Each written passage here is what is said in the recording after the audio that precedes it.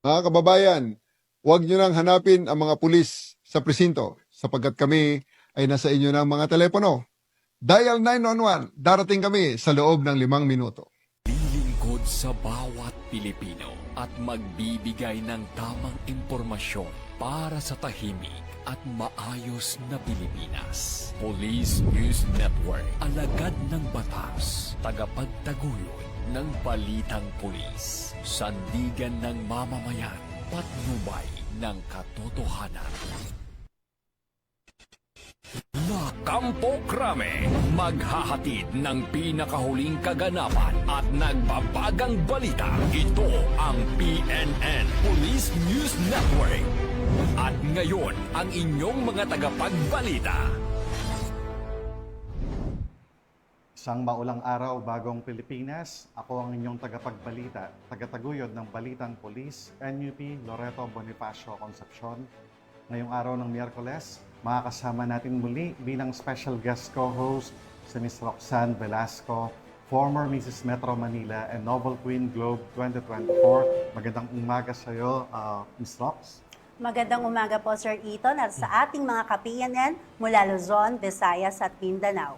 Huwag po nating kalimutan i-like, i-follow at i-subscribe ang page ng Philippine National Police, Police Community Affairs and Development Group, PICAG, tagapag-ugnay ng Police News Network.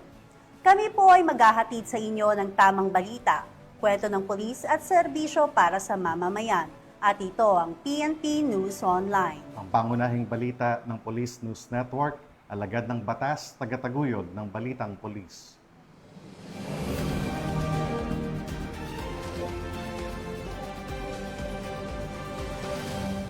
Narito ang mga balitang dapat niyong abangan.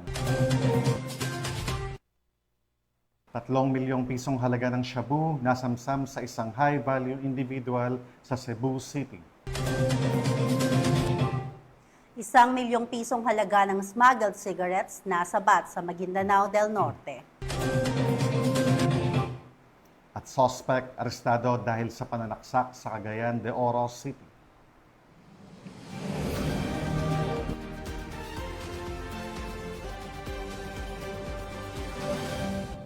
Narito ang mga balitang hatid ng ating PNN correspondents mula sa iba't ibang panig ng bansa.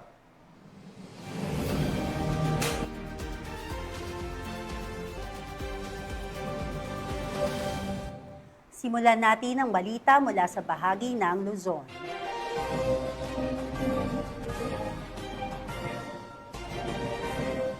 Malugod na pinangunahan ng Northern Police District Search and Rescue Team ang pagbibigay ng tulong, paghahatid ng libreng sakay at seguridad sa pamamahagi ng disaster kits mula sa Valenzuela City.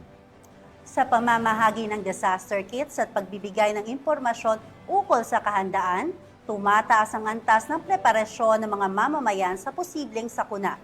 Ito ay nag-aambag sa matatag na komunidad na kayang harapin ng mga emergency. Yan ang balitang hatid ni Patrolwoman Glazel Ann Esperanza. Nagbigay ng tulong, seguridad at libreng sakay ang Northern Police District Search and Rescue Team sa isinagawang pamamahagi ng mga disaster kits sa iba't ibang evacuation center sa Valenzuela City. Isinagawa ang aktibidad katuwang ang pamahalang lokal ng Valenzuela na may layuning matiyak ang maayos, ligtas at sistematikong distribusyon ng mga pangunahing pangangailangan para sa mga apektadong residente. Bilang bahagi ng patuloy na serbisyo, naghatid din ng libreng sakay sa mga stranded na commuters. Ang patuloy na presensya at aktibong pakikibahagi ng NPD Search and Rescue Team ay malinaw na nagpapakita ng walang sawang suporta ng kapulisan sa komunidad, lalo na sa panahon ng sakuna. Ipinapakita rin nito ang kanilang dedikasyon sa serbisyong publiko at ang mabilis na pagtugon sa mga pagkakataong higit silang kailangan upang mapanatili ang kaligtasan, kapakanan at kayusan ng mga mamamayan. Mula rito sa Northern Police District, ako po ang inyong PNN correspondent, Patrolwoman Glazel Ann Esperanza, alagad ng batas, tagataguyod ng Balitang Pulis. Maraming salamat, Patrolwoman Glazel Ann Esperanza. Sa gitna ng hagupit ng masamang panahon, patuloy pa rin ang paghahatid ng Bulacan PNP ng isang malawakang rescue operation para sa mga nasalanta ng bagyong Persing. Narito ang report mula kay Patrolwoman Pearl Crystalline Javier. Patuloy Bulacan PNP sa pagsasagawa ng malawakang rescue operations sa mga residenteng naapektuhan ng matinding pagbaha sa iba't ibang bahagi ng lalawigan. Pinangunahan ito ni Police Colonel Angel L. Garciliano, Acting Provincial Director ng Bulacan Police Provincial Office, katuwang ang Search and Rescue Units, mga lokal na pamahalaan at Provincial Disaster Risk Reduction and Management Office. Nagtulungan ang mga pulis at volunteer groups upang mailikas ang mga pamilyang natrap sa kanilang mga tahanan dahil sa patuloy na pagtaas ng tubig. Nagpatupad ng force evacuation sa iba't ibang lugar sa lalawigan bunsod ng patuloy na pag-ulan na nagdulot ng malawakang pagbaha. Agad ding kumilos ang bawat istasyon ng pulisya upang magatid ng libreng sakay sa mga residenteng kailangang ilikas. Gumamit ng mga police trucks, patrol vehicles at rubber boats upang ligtas na mailipat ang mga residente sa mga itinalagang evacuation centers. Bukod sa pagsagip sa mga nasa lanta, naglunsad din ang kapulisan ng relief operations katuwang ang mga ahensya sa lugar. Ayon kay Police Colonel Garciliano, ang pangunahing layunin ng hanay ng kapulisan ay tiyakin ang kaligtasan ng bawat mamamayan. Patuloy ang pagbabantay ng pulisya sa sitwasyon at handang tumugon sa anumang tawag para sa rescue, relief at seguridad sa mga evacuation sites. Pinapaalala din niya sa publiko na manatiling alerto at makinig sa mga opisyal na abiso upang manatiling ligtas. Sa kabila ng hamon ng panahon, ang mabilis na aksyon ng Bulacan PNP ay patunay ng kanilang dedikasyon sa serbisyo at malasakit sa kapakanan ng mamamayan sa oras ng sakuna. Mula dito sa Bulacan Police Provincial Office, ako ang inyong PNN correspondent, Patrolwoman Pearl Crystalline Javier, alagad ng batas, tagataguyod ng Balitang Pulis. Maraming salamat, Patrolwoman Javier. Sa tuloy-tuloy na pag-ulan na nagdulot ng pagtaas ng tubig sa lugar, nagsagawa ng forced evacuation ng mga tauhan ng Silang Municipal Police Station sa Barangay Adlas, Silang Cavite upang tugunan ng banta sa buhay ng mamamayan.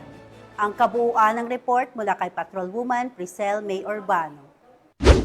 Isang forced evacuation ang isinagawa ng mga tauhan ng Silang Municipal Police Station sa Barangay Adlas, Silang Cavite kasabay ng patuloy na pag-ulan na nagdulot ng pag-apaw ng ilog sa lugar.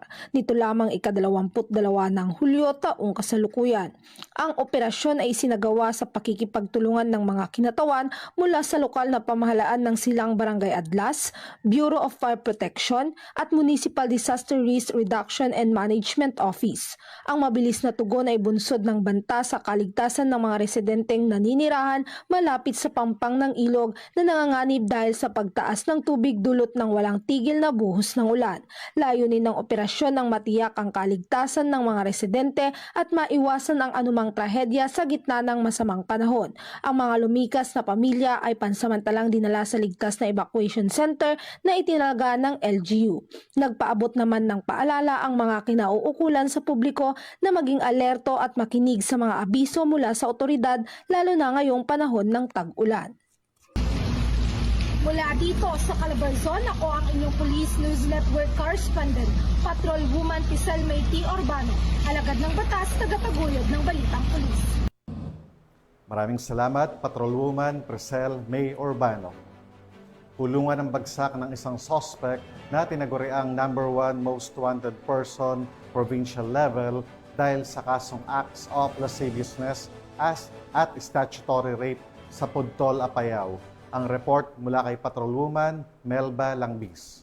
Ang isang lalaki na tinaguri ang #1 most wanted person ng Apayao Police Provincial Office sa kasong acts of lasciviousness at statutory rape nito lamang ika-21 ng Hulyo taong kasalukuyan. Kinilala ni Police Colonel Arnold D. Razote, Provincial Director ng Apayao Police Provincial Office ang nasabing suspect na isang lalaki, 42 taong gulang, tricycle driver at residente ng Pudtol, Apayao. Matagumpay ang operasyon dahil sa pagtutulungan ng mga operatiba sa pangunguna ng Pudtol Municipal Police Station, katuwang ang matauhan ng Apayao 1st Provincial Mobile Force Company, Provincial Intelligence Unit at Apayao Police Provincial Office. Ang akusado ay naaresto sa bisa ng warrant of arrest na inihain sa RTC Branch 26 sa Luna, Apayao sa kasong 2 counts of acts of lasciviousness